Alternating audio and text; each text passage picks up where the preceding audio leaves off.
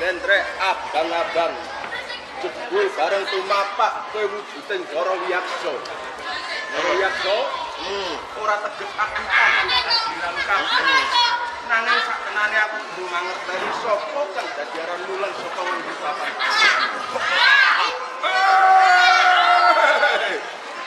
Sing dadi aranku. Opo ireng Banjur kae Bumarang. Sira lagi Bumarang. Ya. Banjur apa sediamu nganti kowe munggah ana ing kayangan Salendra Bawana. Aku kepengin munggah ana ing kayangan Salendra Bawana. Wong kekarepanku kepengin nglamar. Nggih, nglamar. Titawulun. Nganti kowe tak cegak ana ing repat kepanasan. Sediamu arep munggah ana ing kayangan Salendra Bawana. Ini yo. Reh ning titah sak wantahe ora dikeparingake munggah ana ing kayangan Salendra Bawana. Apa meneh wong wujudmu para yaksa. Mula tak jaluk anggonmu munggah ana ing kayangan Salendra Bawana dicabarno. Nggih. Aku gelem bali. Waton baliku mboyongi Betari Dewi Sri.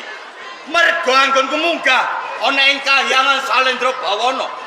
Aku entuk utusan marang sesembahanku kang supaya nglamar Betari Dewi Sri kanggo keponakku Yakala Badhabasu.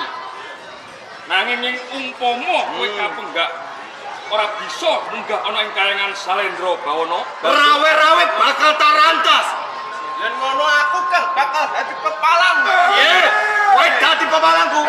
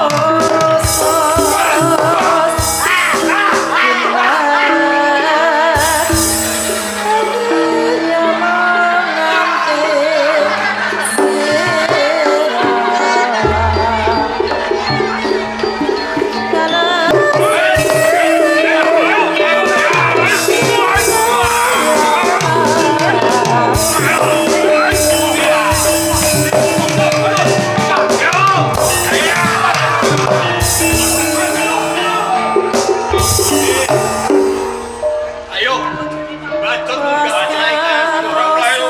Aja ani mari. Yen durung bisa boyo.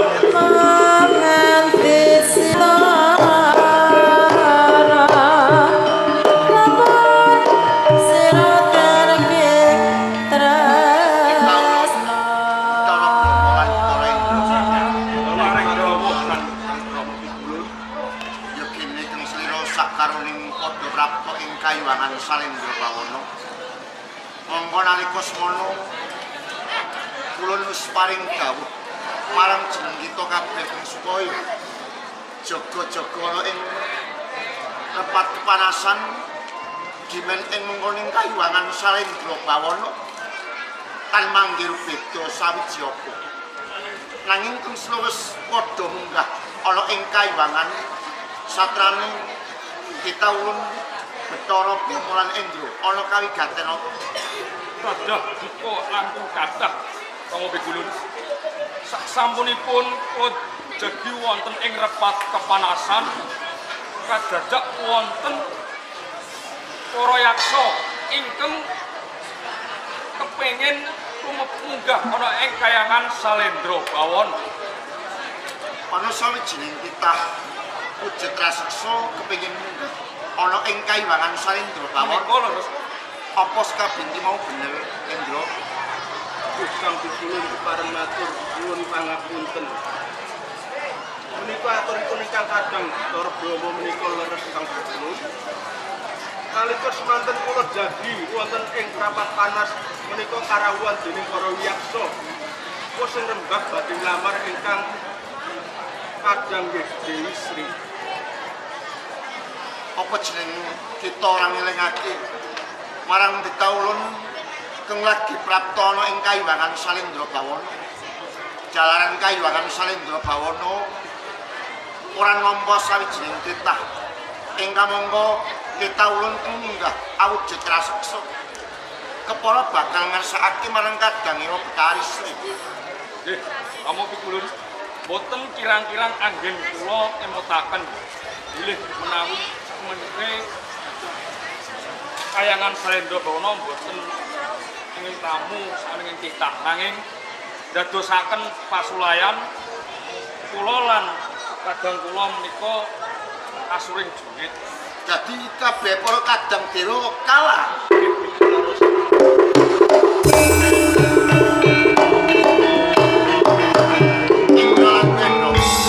Maring dawuh Rama Pigulun. Kula ora bakal ngekutake jeneng kita jalaran kabeh mau mesti kemukul. Mbok menawa sawijining titah nggone munggah amung ngersake kadang Betari Sri. Ya. Apa titah sawantah kuwi mau isih bujung lan ngersake kadang munggah kala ing kayuwangan.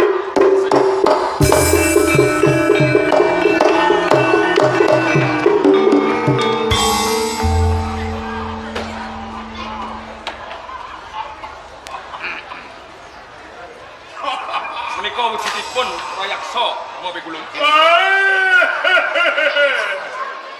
Kita ulun Sampada Pigulun pripun? ora jeneng kita tambu. Nanging lagi sepisan iki jeneng kita mangerteni wujud kira munggah kala ing kayuwangan Salendra Bawana. Muri saka ngendilan sapa kang dadarane. Kula sapi Semarang saking kraton Sendangkaya. Nun sewing saderengipun Sampada Pigulun. Menawi wonten keladuk kirang duganipun anggen kula minggah wonten ing kahyangan Salendra Bawana. Namung kula tinangisan kalih anak kula ing supados kula munggah wonten ing kahyangan Salendra Bawana pinanggih kalih Sampada Pigulun Gurudewa. Samsing jeneng kita ulun munggah ana ing kayuwangan Salendra Bawana. Wih, Kepengin pinanggih lawan jero apa karepira? ika jeneng kula minggah wonten ing kahyangan Salendra Bawana. Awit kula tinangisan kalih anak kula kala ibadah kaji. Kala gadah kaji. Kepengin garwa kalih Betari saking kahyangan Salendra Bawana boten sanes Dewi Sri. Kita ulun sapi kemarang Kula sawijining kanugrahan dening ana sawijining kita ngersakake kadang Betari Sri ana ing Kayuwangan Salendra Bawana. Maten. Mung dadekake Ruhanira. Pripun? Jalan wujud ulun jeneng kita kuwi sawijining raseksa. Nggih. Apa ya pantes kelamun jeneng kita bakal jejodohan kelawan para kadang Betari ana ing Kayuwangan Salendra Bawana. Nggih. Kita mangke kula pikantuk siku jejaripun Jawata. Badhe kula wujuti awawaken anak kula saged jawab kalih Betari Sri. Kaya mangkono. Nggih. Jeneng kita ora nampel apa sing dadi kekarepane. Nggih. Nanging Ruhanira Pripun? sapi Gemarang lugune ing kalungguhan iki Betari Sri ora mapan ana ing Kayuwangan Salendra Bawana. Sampun boten wonten ing Kayuwangan Salendra Bawana. Iya. Lajeng wonten pundi candhaipun? Yen pancen kasira ora kena ndak pambeng kadaya kepengin boyong Betari Dewi Sri. Betari Dewi Sri kalenggalikis mapan sarta tumurun ana ing Arcapada. Tumurun wonten ing Arcapada. Lajeng wonten pundi griya? Yen sliramu ngepenginake tumuruna tumuju ing Desa Kedhip, lah ing kono marganing jeneng kita bisa bakal tinemulan Dewi Sri. Kula kedah tumurun wonten ing Arcapada, wonten Dusun Ketip. Iya, Mangke kula saged pinanggih kalih Betari Sri. kaya mangkono. Sampada mikulun boten badhe kirang ing kono saking dawuhipun sampada mikulun. Keparima kula badhe madhep saking Kayuwangan Salendra Bawana.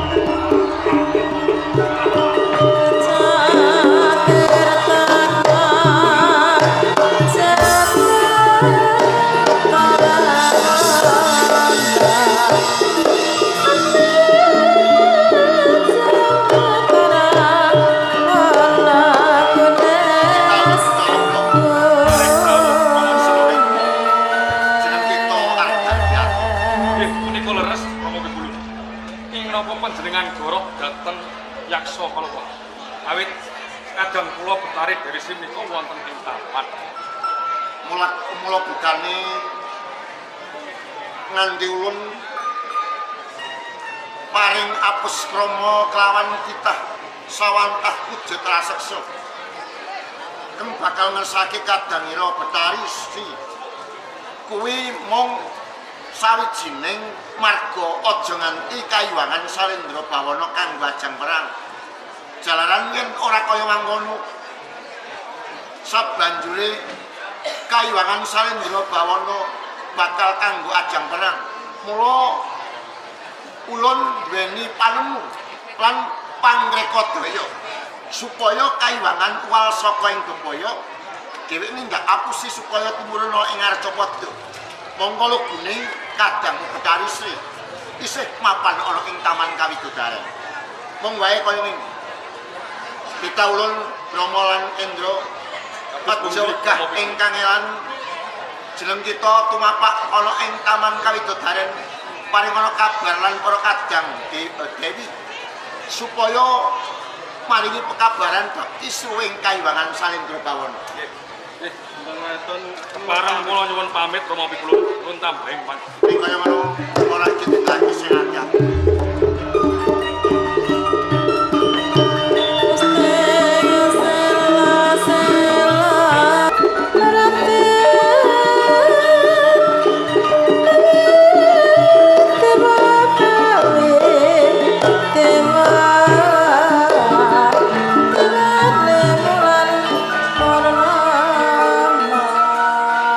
Dino iki mau ning Kayuwangan Salendra Bawana.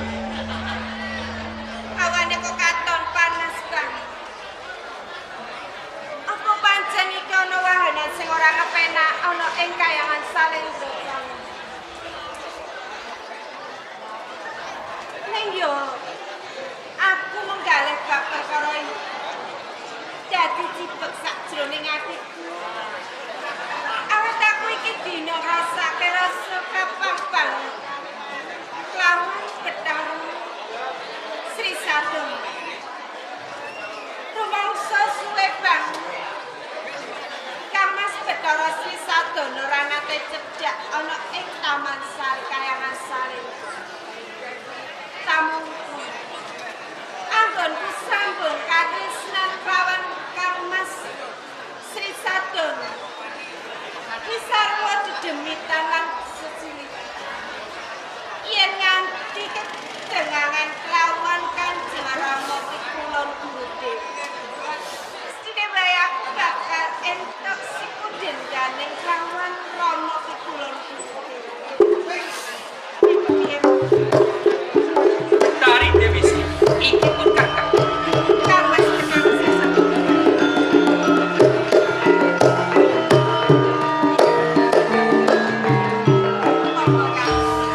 Lagi ngopo iki mau diajak?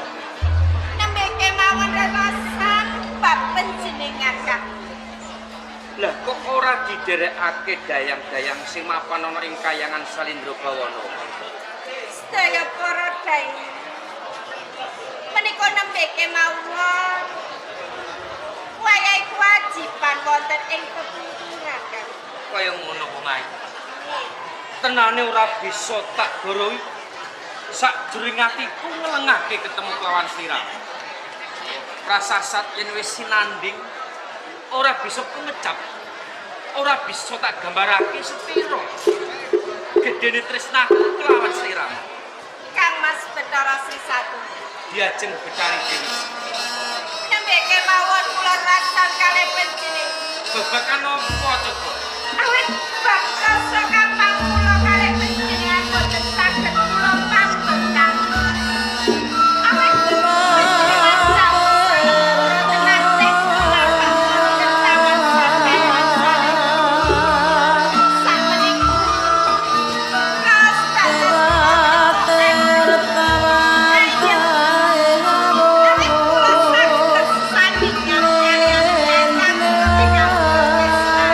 Ibarate wong nandang leloro entuk jampilan pusaka. Kapange ing iki dina Sri Sadona cedhak lan Bathari Dewi Sri. Muga-muga langgeng sinambungan tresna iki.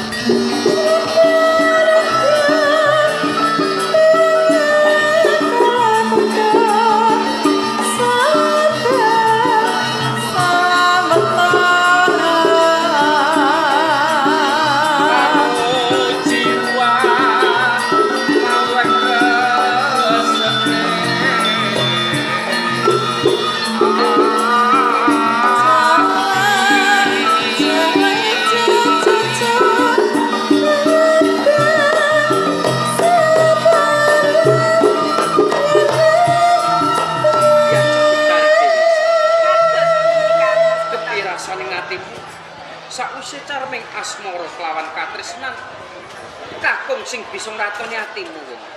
Kang rumangsa bagya mulya kesang sasampune rasa kapal kula menika Iya. saged panjenengan menika ngobati rasa kapal kula. Nanging prasasat sakwise aku cedhak lawan sliramu kae bebarengan angin kang sumribit-ribit sakiwa tengene ing Kahyangan Salendra Bawana. tetulung raga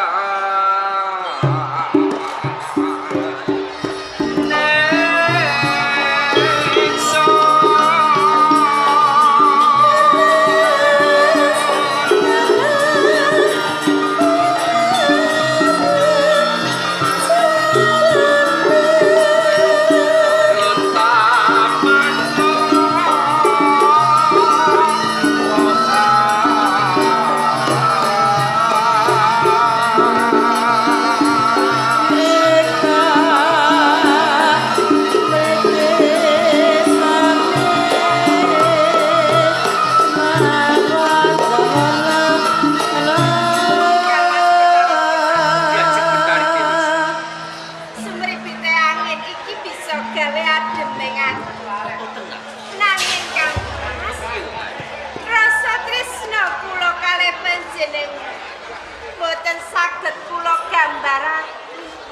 Kula kepingin sanget sesandingan ceceran kalih panjenengan.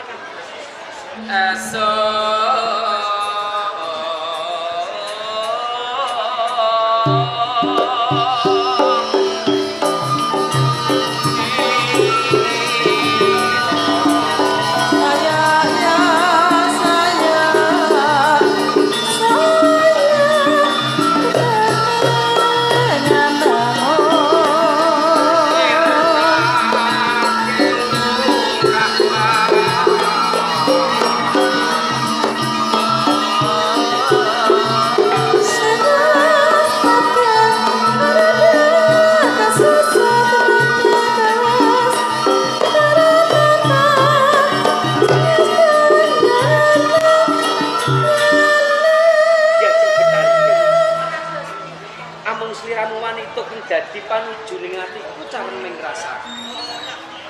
Senajan ana widodari kang ayune ngungkuli lan sliramu, sing bisa ngratoni atiku mung sliramu. Napa saestu Kang? Ngilang kerasa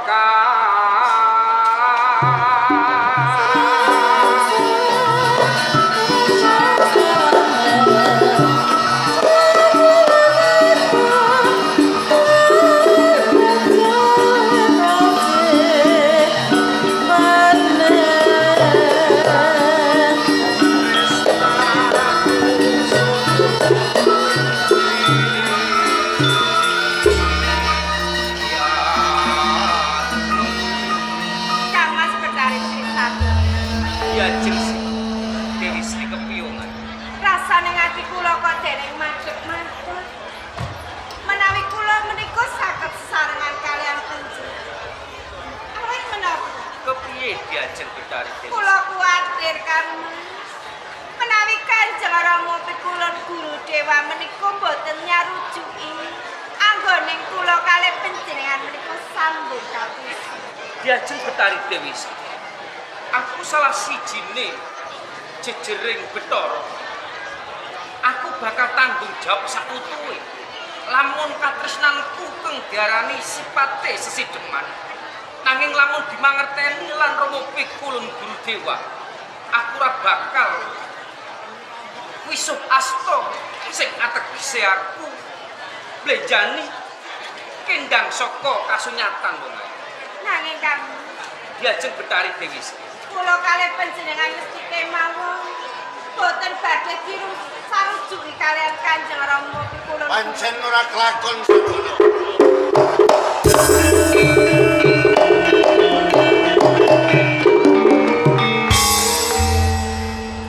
Rama pikulun Guru Dewa. Bathara Sri Sadono lan Betari Dewi. Patra pira kaya mangkono. Apa kalebian mepacuing kabeh para kadang dewa kang mapan ana ing Kayuwangan Salendra Bawana.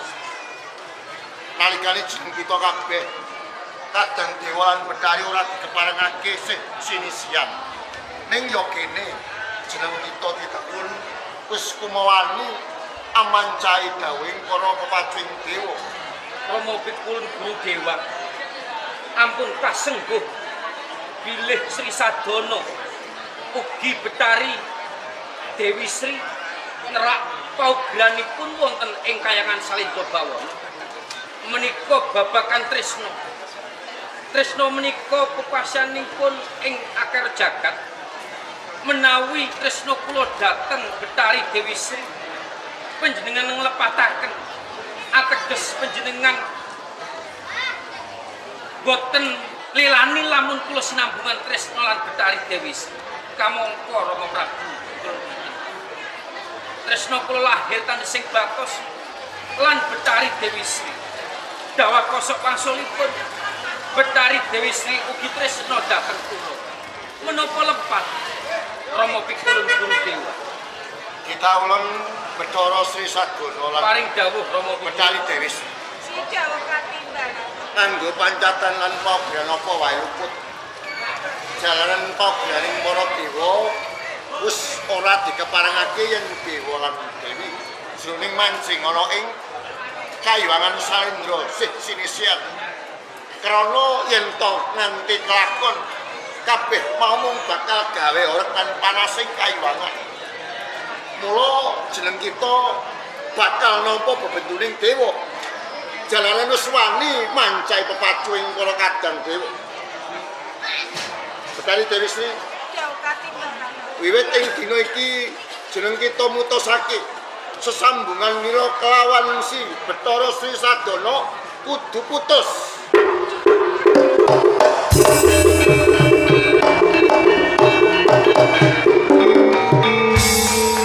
Rama pikulun Guru Dewa menapa boten malangkung anggenipun paring sabda dawuh kula kedah pisah lan Betari Dewi Sri ing ujug kula kepengin sinambungan tresna menika dipun restuni dipun palingan ewas manten panjenengan dawahaken parintah supados kula misahaken sinambungan tresna kula lan diajeng Betari Dewi Sri.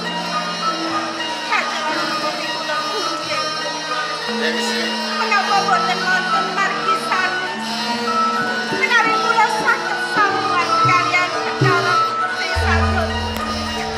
Awit kula tresna sanget. Kula boten purun menawi kula pepisahan kaliyan Mas Bathara Sri Sadono. ora ana dalan liya lan jaba jeneng kita pepisahan. Nanging ana syarat lan saranane lamun jeneng kita isih kadungen kepengin darmeni lan kita ulun Betari Dewi Sri Sadono Paring dawuh Rama pikulun sawetara kudu pepisahan nglawan katresnanmu si Betari Sri. Jeneng kita sun tundung tumurun ana ing Arjapada tinggalke Kayuwangan Salendra Bawana. Kuwi sawijining panebusing laku tumindak candala ana ing Kayuwangan Salendra Bawana. Rama pikulun Guru Dewa menawi sedaya kala wau bebendu awit kula sampun tresnani lan Betari Dewi Sri.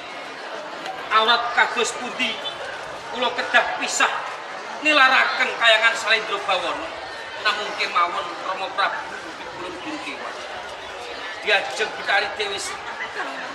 Lamun aku ora bisa nyawiji ana ing Kahyangan Salendra Bawana, mbok menawa ing bisuke aku bisa nyawiji.